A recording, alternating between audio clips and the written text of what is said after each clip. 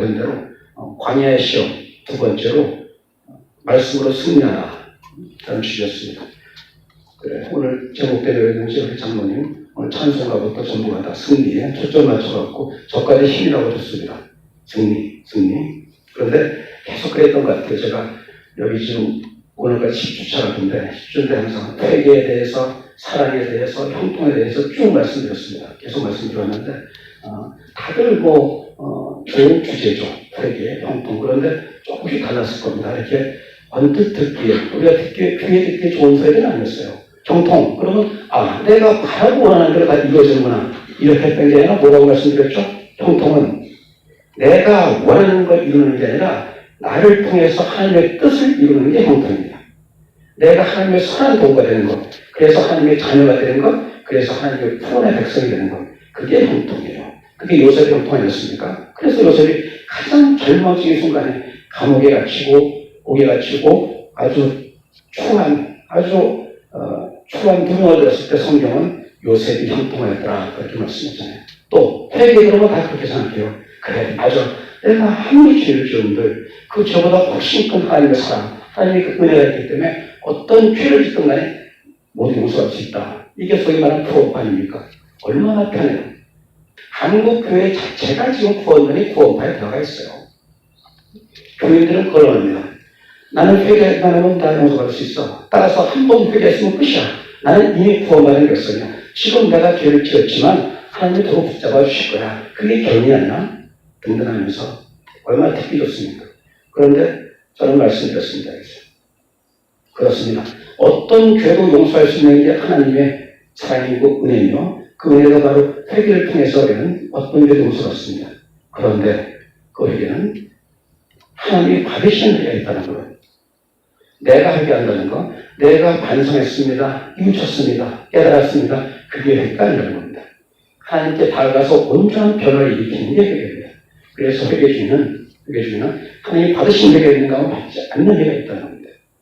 회개에 대해서, 형통에 대해서, 사랑에 대해서 전부 다 다른 각도에서 말씀드렸어요. 그건 일부러 다르게 말씀드린 게 아닙니다. 오늘 말씀드린 것에서 상당히 깊은 연결되는 주제가 될 텐데 이 말씀드린 건 그렇습니다. 성경을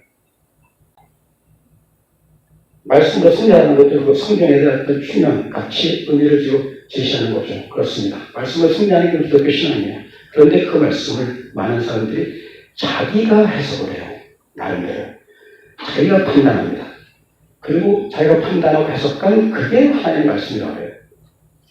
거기서 많은 오해가 생기는 거죠. 제가 오늘이 10주째입니다. 10주째 성에서 제가 그 말씀 드렸는데 10주 동안 가만히 생각해보니까 수도사생활 한 것 같아요.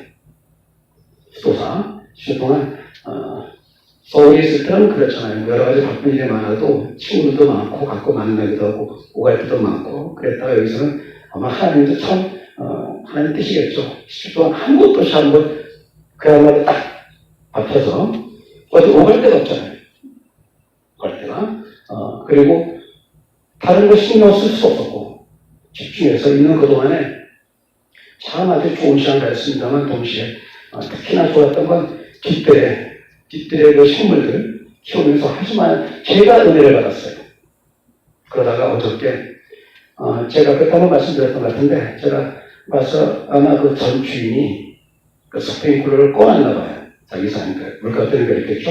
그래서 오랫동안 놔둔 바람에 많이 상했어요. 나무들하고 꽃들이. 근데 그때까지 버티고 있더라고요. 겉에 보기에 그냥 푸릇푸릇하니까 사는 줄 알았어요.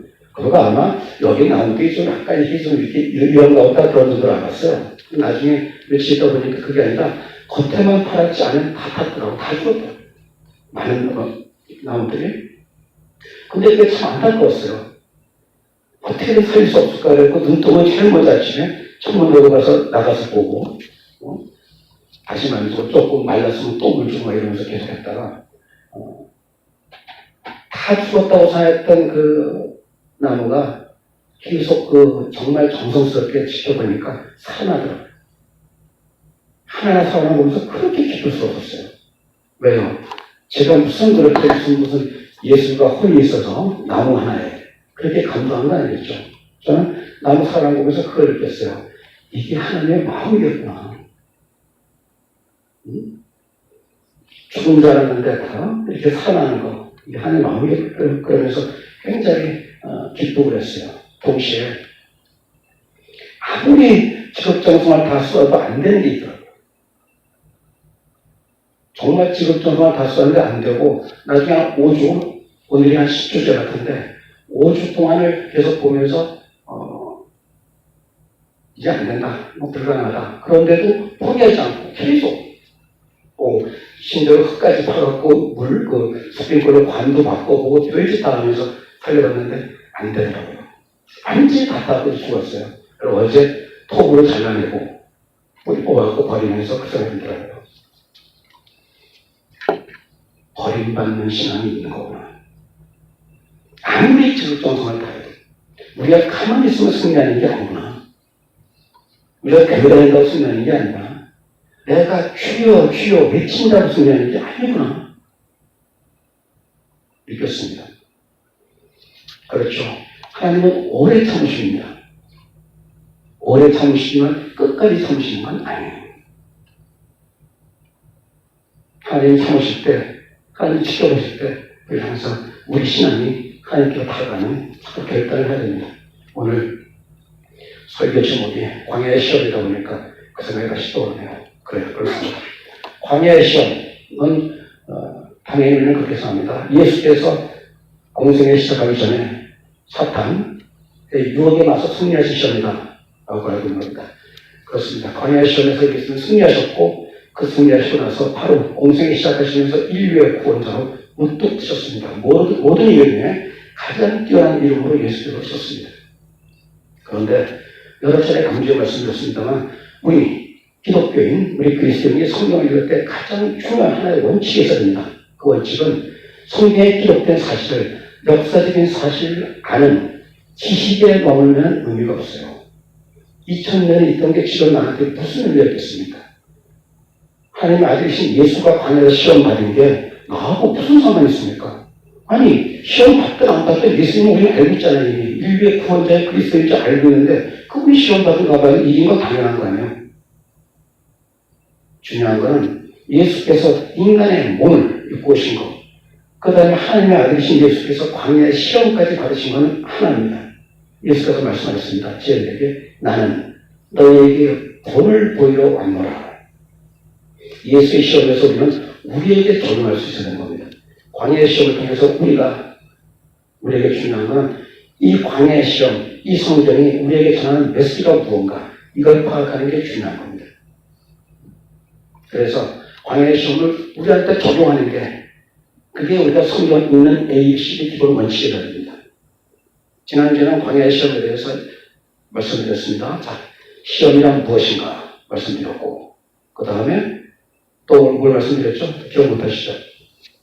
시험이란 무엇인가 말씀드리면서 하나님의 시험, 사탄의 시험이 다르다. 하나님의 시험은 우리를 알아보고자 하심이며 세우고자 하십니다. 하나님의 자녀를 세우고자 하십니다. 알아보고 세우시는 게 하나님의 뜻이었고, 사탄의 시험은 유혹이다.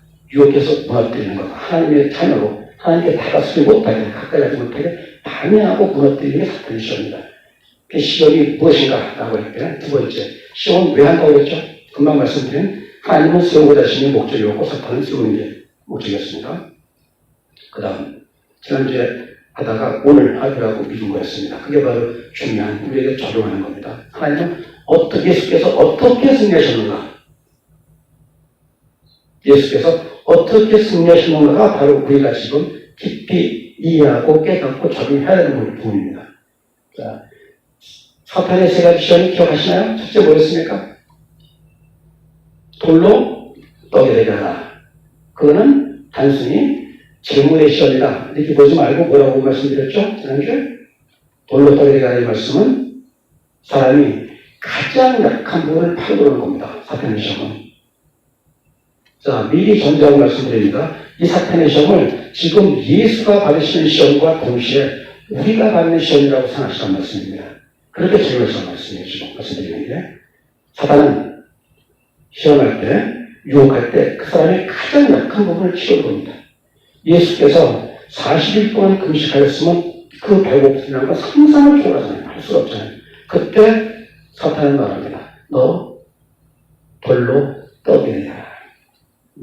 누가 이기겠습니까?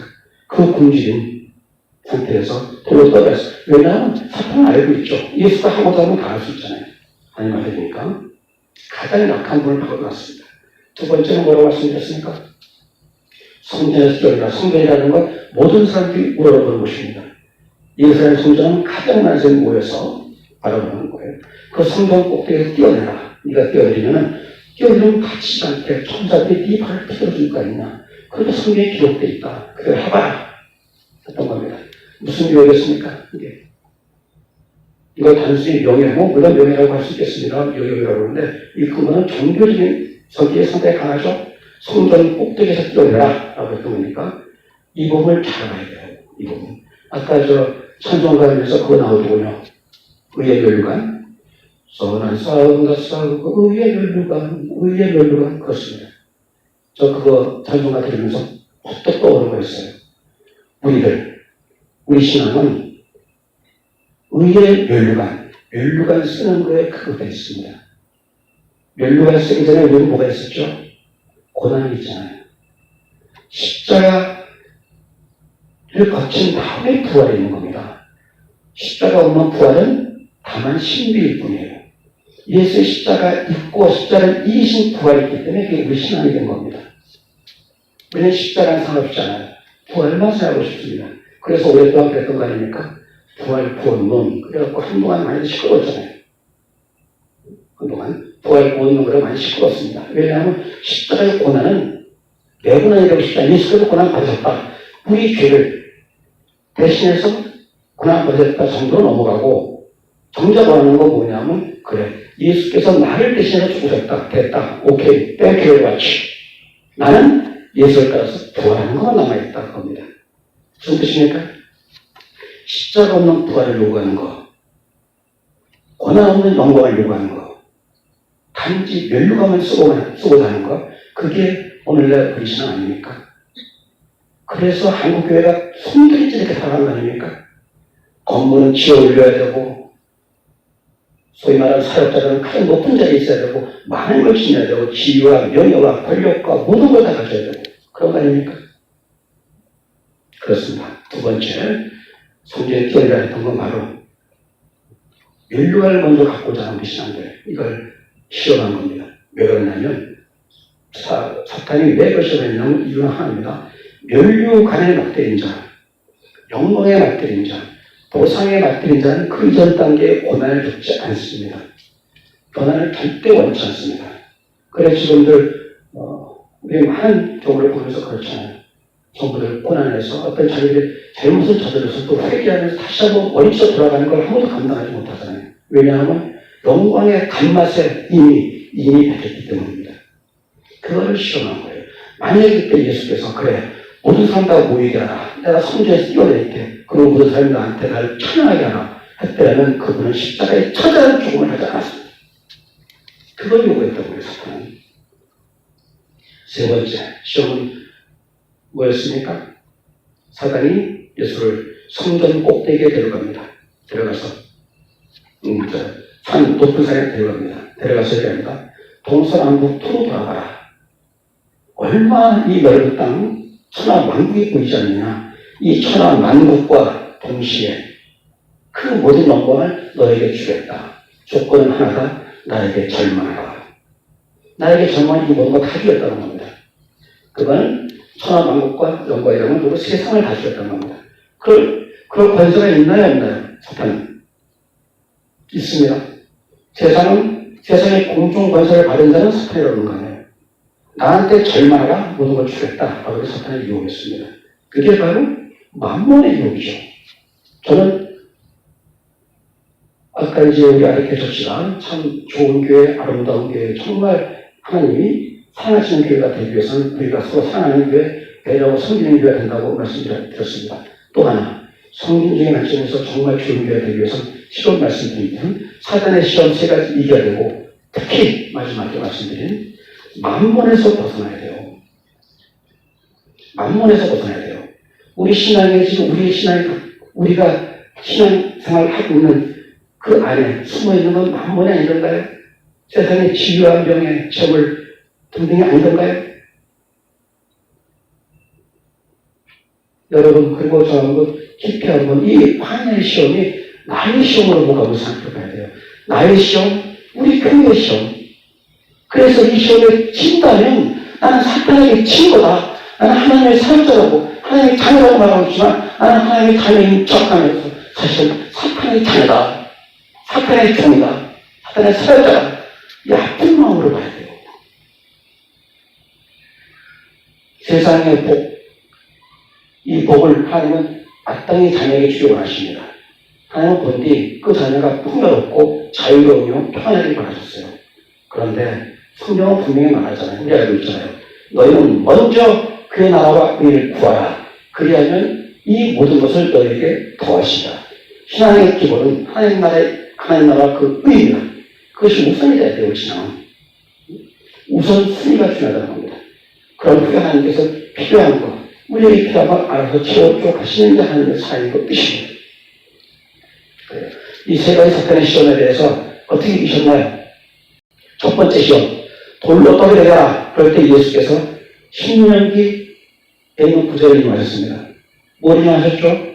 돌로 떡이 되라 라고 할 때 예수께서 하신 말씀은 사람이 떡으로만 살 것이 아니면 하나님의 말씀으로 산다 라고 말씀하시면서 사탄의 유혹을 물리셨습니다. 왜냐하면 물론 인간의 육신은 떡으로 살아야 돼요. 그런데 인간의 육신보다 인간의 가치, 정말 소중한 건 뭡니까? 영이잖아요. 영원한 생명을, 영원한 생명의 구원을 소망하는 우리에게 정작 소중한 것은 세상의 떡이 아니라 하나님의 말씀이라는 것입니다. 두 번째, 성전에 뛰어내라. 성전들이 바뀌리라 할 때는 뭐라고 말씀하셨습니까? 똑같이 신명입니다. 신명에 말씀 인용하면서 주 너희 하나님을 시험하지 말라 라고 했습니다. 세 번째 시험, 나에게 절망하라. 이 모든 것을 전부 너에게 주라 라고 할 때 뭘 얘기하셨습니까? 예수께서 또 신명입니다. 신명기로 오직 주 너희 하나님만 섬기라 라는 말씀이 나온 겁니다. 그렇다면 뭘 이겼나요? 첫째, 말씀을 이겼고, 두 번째, 말씀 중에서도 신명기를 이겼습니다. 신명기가 뭐죠? 신명기라는 말 뜻은 신명기 1장 1절은 이는 말씀이라고 끝나요. 신명기라는 말 뜻 자체가 이는 말씀이라는 뜻이에요. 계명. 하나님의 계명을 이겼다는 거예요. 하나님 말씀으로. 예수는 하나님의 아들로서에서 타고났던 권능이나 신비한 능력, 초월적인 능력으로 마귀를 물리신 게 아니라 하나부터 관건이 전부 다 오직 하나님의 말씀으로 물리쳤습니다. 세 가지 시험을 전부 다. 그리고 성경이 그렇게 기록합니다. 기록되었을 때 전부 다 반복해서 강조하고 있어요. 예수는 철저하게 말씀으로 승리하신 겁니다. 여기서 우리가 주목하겠습니다. 자, 말씀으로 승리한다. 기독교 신앙의 말씀이 중요하다. 기독교인은 말씀의 사람이다. 다음에 어느덧 책의 사람이다. 말씀의 사람이다 하면 다들 알고 있단 말이에요. 모르는 사람 없어요. 도대체 말씀으로 승리한다는 말이 뭡니까? 바로 이 부분을 알자고요. 이래야 적용이 되는 거잖아요. 말씀으로 승리한다고 다 안단 말입니다. 그 말 뜻이 뭐냔 말이에요. 말씀은 지금 예수만 하신 게 아니에요. 지금 마태복음 4장 6절에 보면 사단이 말합니다. 사단이 네가 하나님의 아들이여 뛰어내려라 기록되었으되 라고 하면서 시편을 인용합니다. 천사가 네 발을 닦아 줄 거 아니냐 했던 게 시편에 있던 걸 사탄도 똑같이 인용합니다. 하나님 말씀이에요. 한 절 틀림없이 그대로 인용하는 거예요. 사탄만 인용합니까? 기독교 역사에 수없이 많은 이단들 전부 다 하나님 말씀을 인용합니다. 오늘날 이단이라고 하면 대표 이단이라고 말하는 하나님의 교회 신천지 전부 다 하나님을 인용하잖아요. 또 타락했다 말했던 가톨릭과 중세 가톨릭과 오늘날 한국교회 전부 다 말씀 중심 아닙니까? 전부 말씀이란 말이에요. 사탄도 이단도 가장 타락했다는 종교인들 전부가 말씀을 하는데 도대체 말씀으로 승리한단 말이 뭡니까? 중요한 질문들이죠. 중요한 대답이. 알겠어요? 말씀으로 승리한단 말은 성경의 통독이나 성경에 있는 문자의 암송이 아닙니다. 성경으로, 말씀으로 말씀으로 승리한다는 말이 뭘까요? 성경이 그 말씀이 하나님의 뜻에 합당한 말씀이 돼야 돼요. 다시 말해서 사탄이 인용했을 때는 사탄이 성경의 문자를 인용했을 때는 사탄의 말입니다. 어떤 목사가 자기의 유익을 위해서 자기의 종교적인 목적이나 기타 자기의 어떤 주관적인 생각과 개인적인 어떤 유익을 위해서 강단에서 말할 때 성경 문자를 인용할 때 그건 목사의 말에 불과합니다. 그게 하나님의 말씀은 아니죠. 성경의 문자가 곧 하나님의 말씀이다 하고 해서 안 된다는 겁니다. 그렇다면 어떤 게 하나님의 말씀입니까? 하나님의 합당한 말씀이 돼야 되고 중요한 부분입니다. 지금 말씀드리는 분이 특히 우리 아르케 처치에서 명심하시기 바랍니다. 그 말씀이 하나님께 합당할 때는 중요한 겁니다. 성경을 읽는 독자 입장에서 하지 말란 말입니다. 지금 화자가 성경 저자가 무슨 말을 듣나 성경 전체의 토탈리티 전체 일관성을 파악해보세요. 그러면 답이 나옵니다. 그 이단에 빠져 사는 사람들은 나름대로 전부 다 이유가 있어요. 논리가 있잖아요. 예를 들면 우리 잘 알고는 문선명께서 제일 먼저 문제됐던 게 피가 됩니다. 피를 간다는 거예요. 그건 뭐냐면 자기는 모든 인간은 완전한 전적인 타였기 때문에 그 원죄로 말미암아 아무도 구원할 수 없다. 따라서 피를 바꿔야 한다. 근본을. 그랬던 겁니다. 그래서 초기에는 문선명가 직접 제가 성공하기를 강요했어요. 교인들하고. 교인이 늘어나니까 안 될 거 아닙니까? 그래서 지금 집단, 수천 명 수만을 놓고 이제 집단, 뭐라 그러죠? 집단결혼이랑 단체결혼, 단체 혼례하고 그러는 겁니다. 그리고 여호와의 증인도 그 얘기 많이 하잖아요. 성경에 나오면 피를 섞지 말라. 이는 간음이니 라는 구절이 있어요. 그러다 보니까 이 사람들은 수혈을 절단합니다. 여호와의 증인. 군대하려고 총 안 들고 수혈하지 않잖아요. 근데 성경에 있는 피를 섞지 말라 이는 간음이라는 게 수혈하지 말란 말이겠습니까? 장로님, 2000년 전에 수혈이 있습니까? 4000년 전에? 그때 피를 섞지 말란 말은 이교도의 신앙을 받지 말라 이 뜻이죠. 이교도의 신앙, 이교도의 신앙을 받지 말라, 우상을 숭배하지 말라 이 뜻이었지. 그게 원래 수혈이 없는 당시에 수혈이 없습니까? 무슨? 많잖아요. 예를 들면 안식교, 제7안식교는 제7을 중시해요. 왜냐하면 월화수목금토 성경에 있지 않냐 말씀만 내리니까 그날 중시하는 거라고. 근데 안식일의 제7일째입니까? 월화수목금토 7일째가 안식인가요? 전혀 근거 없는 겁니다. 성경에서 첫째 날, 둘째 날, 셋째 날, 이 날 하루하루는 4일째 가서야 비로소 생겼어요. 왜냐하면 하루랑 되면 24시간 하루가 되면 태양과 지구가 있어요. 지구가 밖에 도는 게 아니니까. 지구는 4일째 생겼거든요. 근데 성경은 미리 첫째 날, 둘째 날, 둘째 얘기해 나간단 말이에요. 그런 겁니다. 성경에 하나의 발췌 해석하고 성경 읽는 자 독자 세계에 빠질 때 성경은 어떤 교파, 어떤 종파의 이론에 빠지고 말아요. 하나님의 순다시 말씀이 아니라는 겁니다. 그래서 그렇다면 성경 저자의 그 화제의 말씀을 어떻게 할 수 있는가라고 할 때 이 부분은 어렵고 중요한 부분입니다. 그리고 하루같이 할 수 있는 부분은 아니에요. 계속 풀려야 나가야 되는 부분인데 그건 바로 겁니다. 성경 해석의 가장 중요한 기본, 가장 중요한 배경은 하나님이 누구신가에 대한 이해가 있어야 돼요. 예수는 누구인가? Who is Jesus? Who is God? 이거에 대한 답이 있을 때 비로소 성경 전체에 대한 일관성 있는 해석이 나옵니다. 자, 말씀은 바로 이겁니다. 태초에 천지 만물을 지을 때 하나님은 빛이 있으라 하시며 빛이 있었습니다.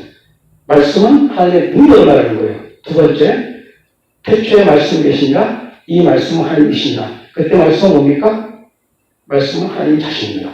말씀으로 승리하라라고 할 때는 전제가 되는 거예요. 문자, 성경의 문자를 따라라. 어떤 말하면 머릿속에 기억했다 이 말로 해라. 말 듣고 해라. 그렇게 얘기하는 게 아니라 하나님의 능력의 힘이라 이 뜻입니다. 태초에 말씀이 계셨고 말씀이 곧 하나님이라고 할 때 그 말씀은 곧 하나님이시고 동시에 빛이 있으라 하시며 빛이 있었던 것. 따라서 말씀하는 능력이 되는 겁니다. 말씀으로 승리하라고 할 때는 중요한 전제인 겁니다. 중요한 전제는 말씀을 통해서 하나님을 바로 알고 하나님을 바로 하는 그 하나님의 뜻에 따라서 내가 나를 온전히 맡기는 것, 의존하는 것, 그게 승리의 비결입니다. 그래서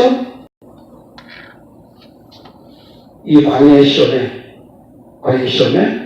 성령이 예수를 데리고 가잖아요. 성령이 사단의 시험을 막아주는 게 아니라 우리가 기대하는 성령은 사단의 시험이 되지 않게 지켜줘야 되는데 오히려 사단에게 데려가거든요. 그리고 시험을 받게 한 거예요. 그렇다고 성령이 받게 하고 성령을 딴 데 가셨습니까? 아니잖아요. 예수와 계속 같이 있었습니다. 무슨 말입니까? 결국 예수께서 마귀에 맞서 승리하셨던 것은 성령의 역사가 있었던 겁니다. 같이. 그래서 마지막에 천사가 쏩니다. 이 말은 뭐냐면 같이 있었단 말입니다. 계속.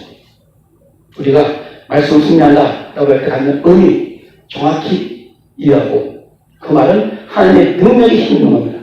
다시 말해서 어떤 시험에 닥칠 때 나의 의지나 나의 경험이나 나의 판단을 믿지 마세요.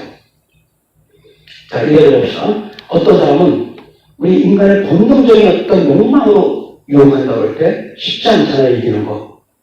본능이니까. 어떻게 쉽겠습니까? 근데 어떤 사람은 식욕, 먹는 거에 대한 욕망은 잘 이겨내는 사람이 있습니다. 굶은 국물이라면 잘 이기는 사람이 있어요. 그런 반면에 성욕에는 성적인 욕망에는 힘없이 물어대는 사람들이 있어요. 많이 보잖아요, 우리. 절대 그럴 수 없는 사람이라고 봤던 성직자, 아주 법조인, 종교인 수십 많은 사람들이 험하게 무너지는 거 많이 봅니다. 또 어떤 사람은 어떤 식욕과 성욕은 잘 이겨내는데 자기 인정 욕구는 절대 못 걸리는 사람이 있어요. 자기 자존심, 이거는 정말 초보는 거예요. 그러다 보니까 교만으로 빠져버리죠. 사람마다 약한 게 있습니다. 그런데 정작 중요한 건 그 시험에 내가 지금 시험을 했지만 성욕에 무너졌다면 친 거 아닙니까?